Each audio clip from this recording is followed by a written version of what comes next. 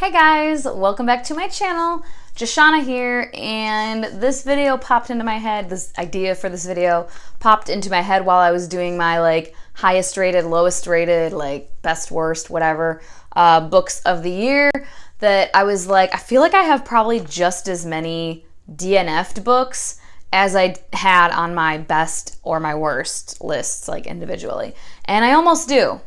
No, I totally do. I had 9 on my 5-star reads for the year, and I had 8 on my 2-star reads, no 1-star, because as I was saying in that video, I feel like, what the heck was that?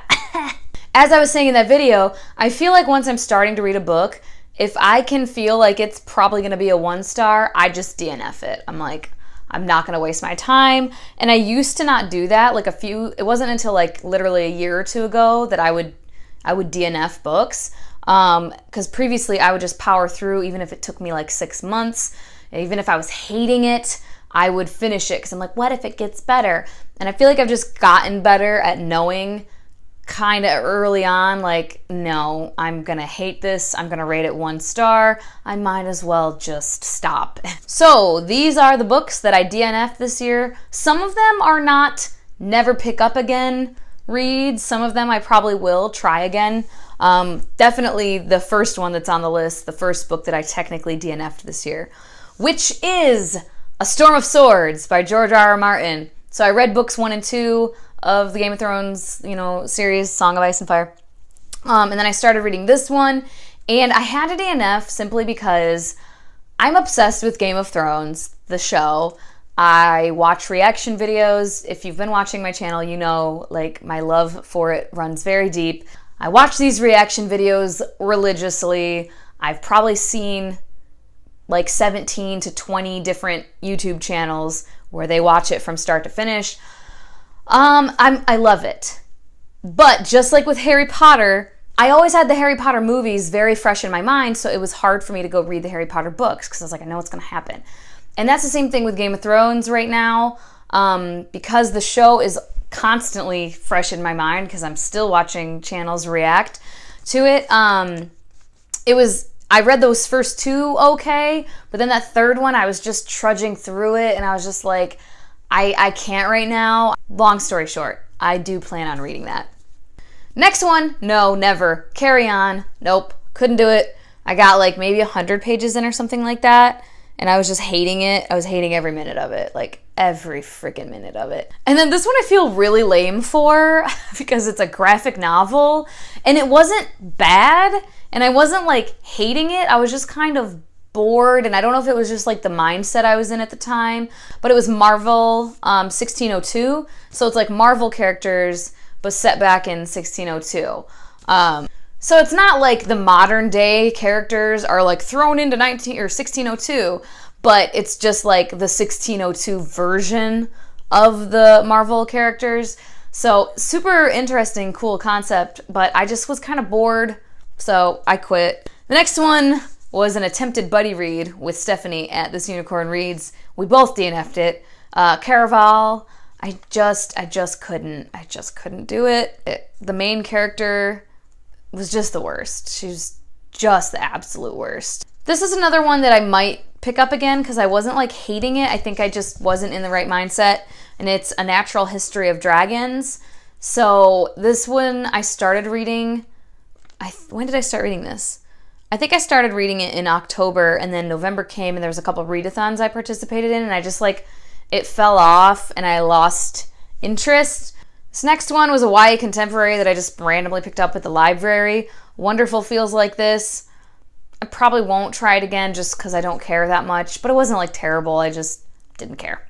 The Comet Seekers is another one that I may try again just because I own it, but it was just hella boring. I didn't get that far into it, to be fair. I think I got 40 or 50 pages in, but I was just, it was the writing style was just putting me to sleep. And then I tried this month to read Mansfield Park for my constant classics. My constant classics last month, I don't think I even did one. Did I? Oh, I tried reading Jane Eyre, and I got the freaking abridged version on accident on audiobook, so that was a fail, and then I just didn't care to try to keep reading the actual book. so I just didn't do my constant classics last month.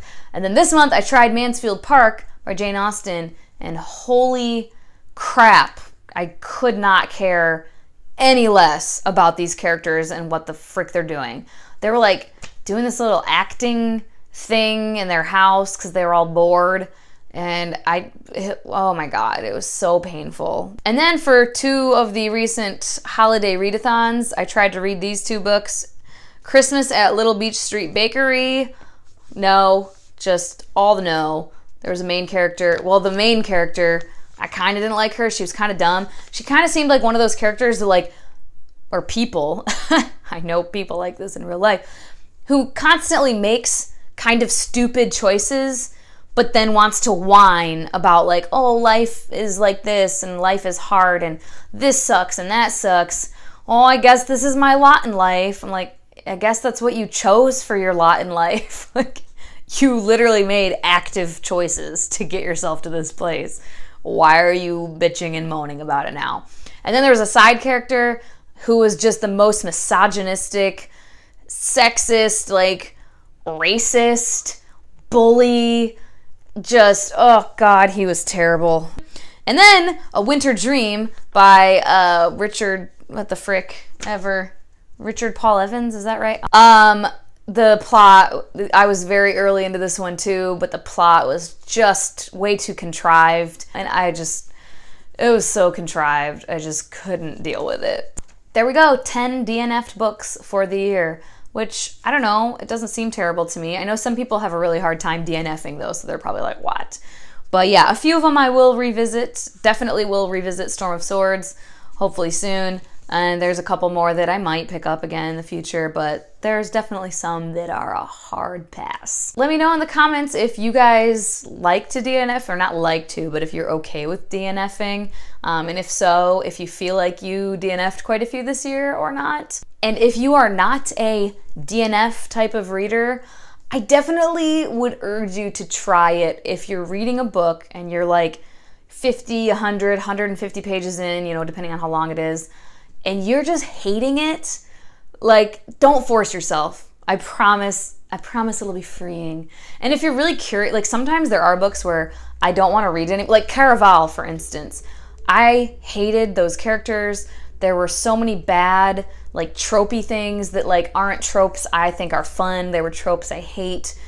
Like the romance was awful. The main character was just, ugh, she rubbed me all the wrong ways. But I was still curious, like, how does this end up? So I DNF'd the book, and I just looked it up online to see the plot and, like, what happened. I'm like, oh, okay, cool. Because I had, like, a little bit of curiosity with it, but I just could not read these characters anymore. So try that. If that's what gets you, is the curiosity, then just read about it online later. Okay, thank you so much for your time, guys. As always, I really appreciate it. What was this? What am I doing with I don't know what to do with my hands, apparently. But seriously, I appreciate your time and attention, and like, comment, subscribe, all that crap, and I will talk to you guys later. Bye-bye.